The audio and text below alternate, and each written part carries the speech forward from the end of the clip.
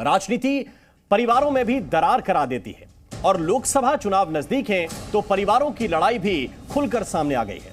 बिहार और झारखंड में दो राजनीतिक परिवारों में फूट है तो महाराष्ट्र में भी दो राजनीतिक परिवार आमने सामने हैं।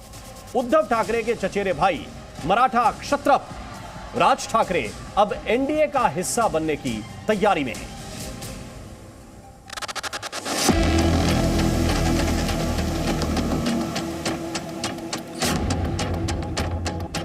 परिवार के पावर की ये तीन बड़ी तस्वीरें हैं। महाराष्ट्र से बिहार और झारखंड तक परिवारों की राजनीति किसी के चेहरे पर खुशी लेकर आई है तो किसी के चेहरे पर टेंशन।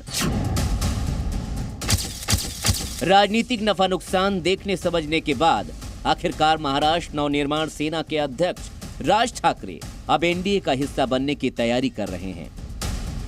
जो राज ठाकरे कभी दिल्ली आने से परहेज करते थे वो विशेष तौर पर दिल्ली आए ताकि एनडीए के परिवार में उनके लिए भी जगह बन सके। दिल्ली में उन्होंने गृहमंत्री अमित शाह से मुलाकात की।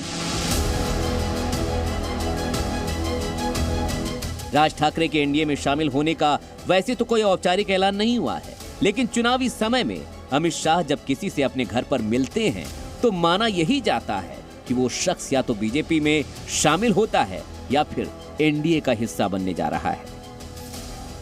2024 लोकसभा चुनाव में मराठा वोटों को अपने पाले में करने के लिए बीजेपी छोटे ठाकरे यानी राज ठाकरे को अपने साथ मिलाने के करीब है।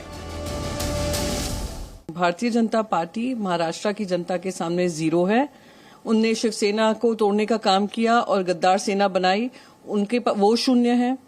जो फिर एनसीपी ली तोड़कर अजीत पवार जी की, वो शून्य है। और राज ठाकरे जी शून्य है ही, तो शून्य शून्य शून्य शून्य शून्य ही रहेगा। 2019 लोकसभा चुनाव में महाराष्ट्र में बड़े ठाकरे उद्धव ठाकरे बीजेपी के साथ थे, जिसका फायदा सीटों के रूप में दिखा था और बीजेपी शिवसेना गठबंधन को 48 में से 41 सीटें मिली थीं। लेकिन 2020 में उद्धव एनडीए से अलग हो गए। महाराष्ट्र में एक भाई बीजेपी से दूर हुआ है तो दूसरा भाई बीजेपी के करीब आ रहा है। इसी तरह महाराष्ट्र में एक और परिवार में फूट पड़ी है, जिसमें भतीजा एनडीए के साथ है तो चाचा इंडिया गठबंधन के साथ है। महाराष्ट्र के बाद बिहार में भी चाचा बनाम भतीजा की लड़ाई है और इस लड़ाई के बीच में उलझ गई है बीजेपी। राष्ट्रीय लोक जनशक्ति पार्टी के अध्यक्ष पशुपति पारस बिहार में एनडीए से एक भी सीट न मिलने से नाराज हो गए हैं। उन्होंने इसे नाइंसाफी करार देते हुए मोदी कैबिनेट से इस्तीफा दे दिया। मैं माननीय प्रधानमंत्री जी का शुक्रगुजार हूं और मैं आज भी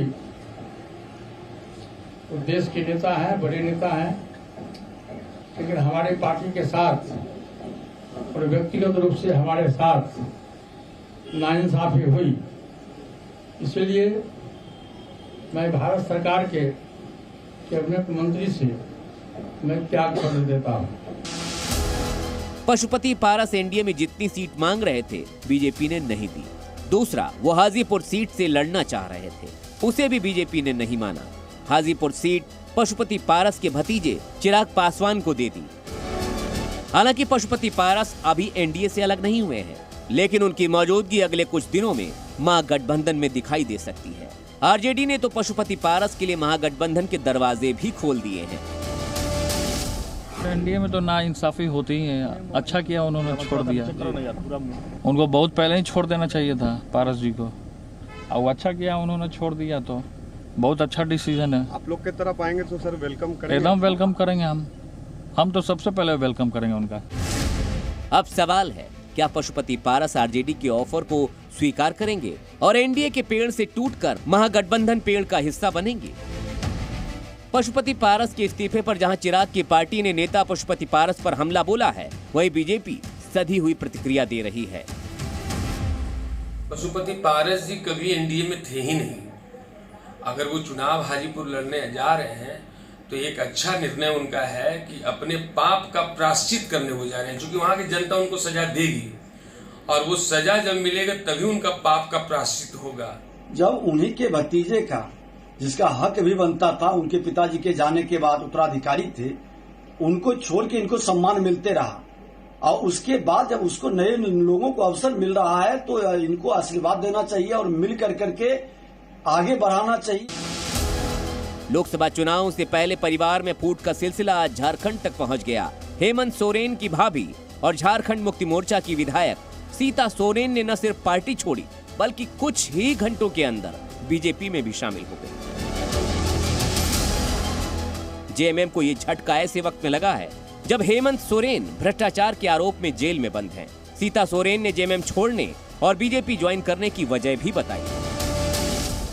दुर्गा सोरेन जी का बनाया हुआ, उनका मेहनत किया हुआ, उनकी जमीन बनाई हुई और हम आज तक अछूते ही रहे हैं। हमें किसी तरह का पार्टी से कोई सम्मान नहीं मिला है, जिसके कारण आज ये फैसला मुझे लेना पड़ा।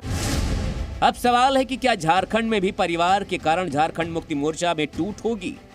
अभी तक महाराष्ट्र और बिहार परिवार के कारण पार्टियों में टूट का गवाह रहा है। सीता सोरेन के बीजेपी में आने से झारखंड में आदिवासी वोटों का फायदा बीजेपी को मिल सकता है। मंगलवार का दिन परिवारों की राजनीति के नाम रहा। किसी के हिस्से में खुशी आई है तो किसी के हिस्से में गम, लेकिन हर कोई लोकसभा चुनाव में अपना सियासी नफा नुकसान जरूर देख रहा है, क्योंकि परिवार से कहीं ज्यादा ऊपर राजनीति है। दिल्ली से रविंद्र कुमार और रवि त्रिपाठी के साथ ब्यूरो रिपोर्ट, जी मीडिया।